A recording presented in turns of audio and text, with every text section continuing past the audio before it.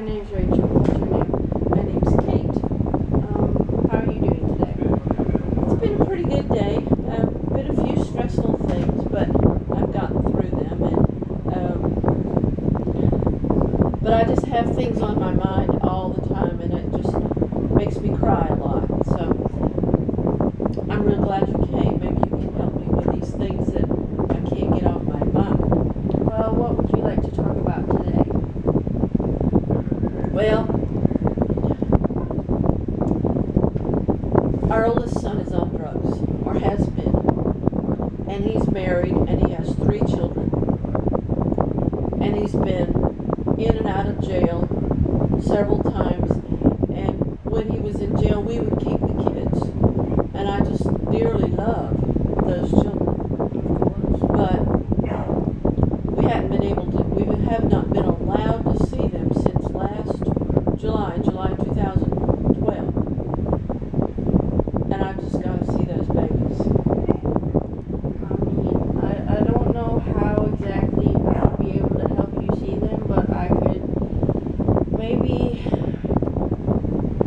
just talk to them, your son and the wife, and see maybe why they're not letting them see you. Oh, I would love to have an intermediary, somebody that would be able to talk to me and then go talk to them, and someone that they would not feel like they should scream at because I'm not the grandmother that is the big bad wolf, you know. I could definitely do that. Well, Tegan's the oldest. She's 5 years old, and her birthday was July 12th. And I met with some auxiliary friends of mine, and they recommended that I prepare a birthday bag and take it to the house. So I did. And the other grandmother was taking care of the kids. And she says, "You can't see the kids. You can't see the kids. I know I'm not supposed to let you see the kids or let them see you." And I said, "That's okay. I just want to give this bag of stuff for a birthday." And I had Hello Kitty plates and Hello Kitty napkins and Hello Kitty favors and tablecloth and Hello Kitty balloons, you know.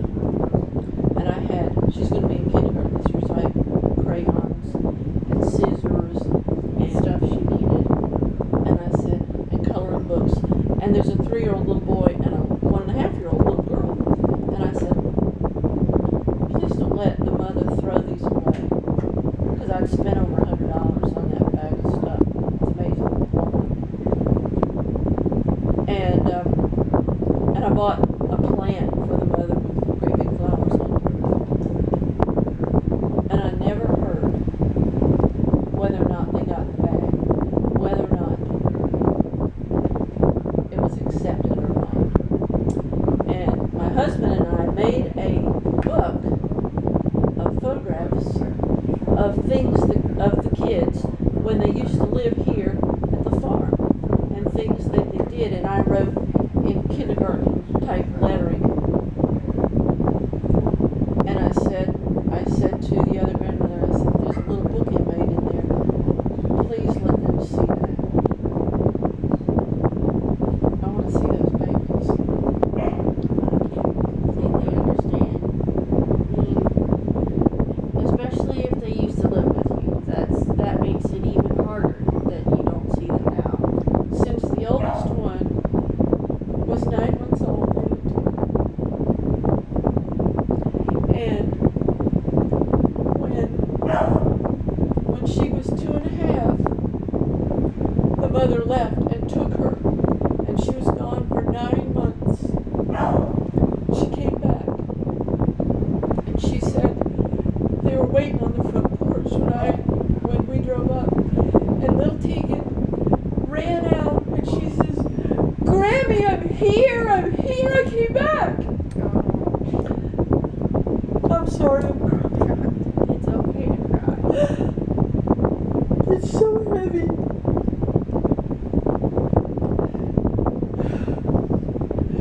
I said, I just fell on the ground and I hugged her, and they all lived with us. The mom and dad lived with us, and the two kids. She was pregnant with a third.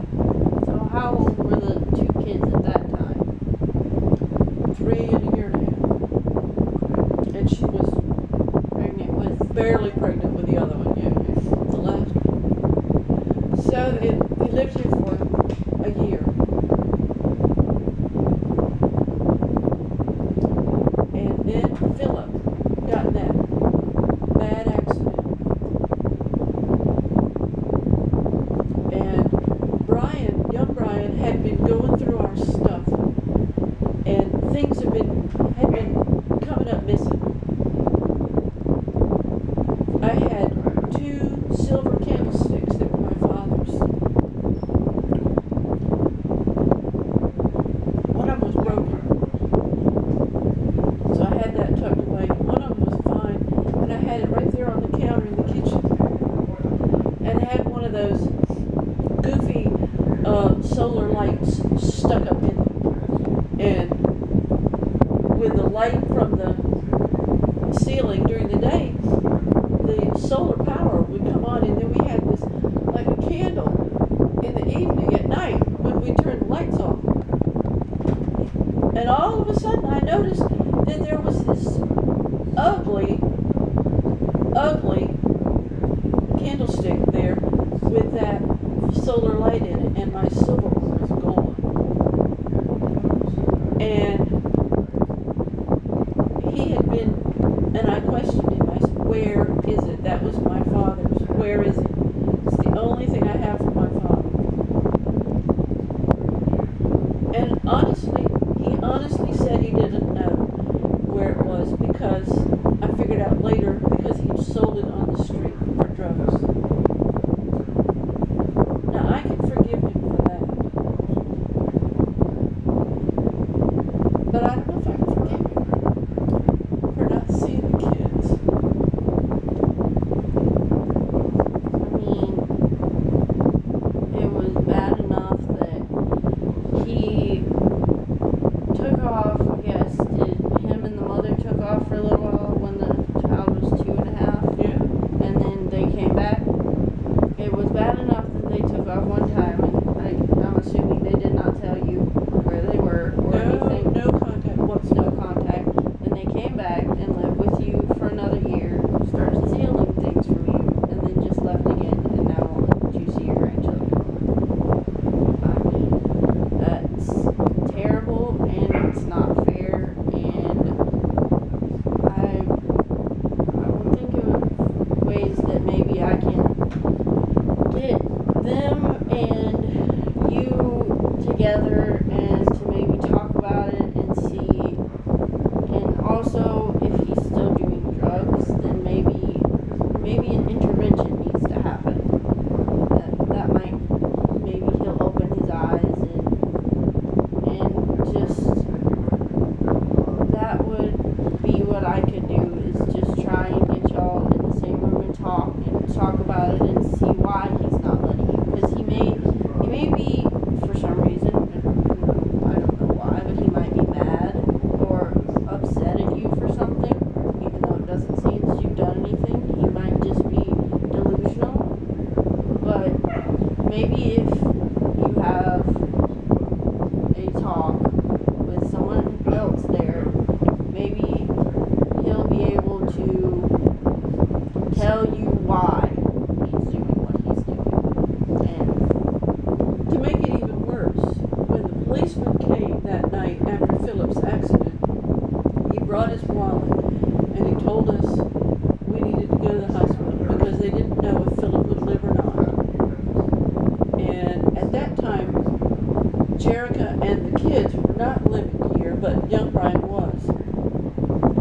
And my husband left Philip's wallet on the table and his Boeing ID bag